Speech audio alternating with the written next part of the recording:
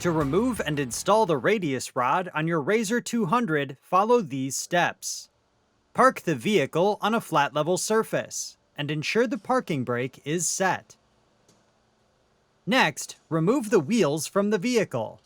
Begin by loosening the lug nuts while the vehicle is on the ground, but do not remove at this time. Then, safely elevate the vehicle. Reference your owner's manual for proper lifting techniques. Once safely elevated, remove and retain the lug nuts and set aside. Then, remove the wheels and set aside.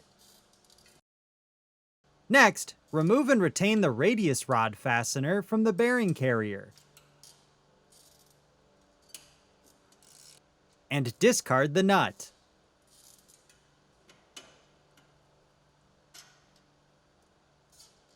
Then, remove and retain the radius rod fastener from the vehicle frame. And discard the nut. Continue by removing the radius rod from the vehicle. Before continuing, examine the radius rod shafts, boots, and spherical bearings for any wear or damage, and replace if necessary. If reusing, clean any dirt or debris using a shop rag. Next, align the radius rod with the mounting holes on the vehicle frame.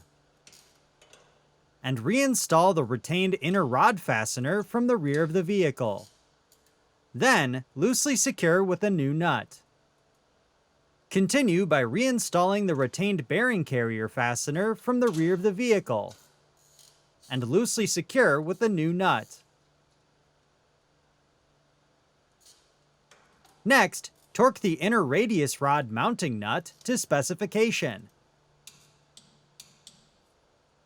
Then, torque the outer radius rod mounting fastener to specification. If necessary, repeat this process for the remaining radius rod.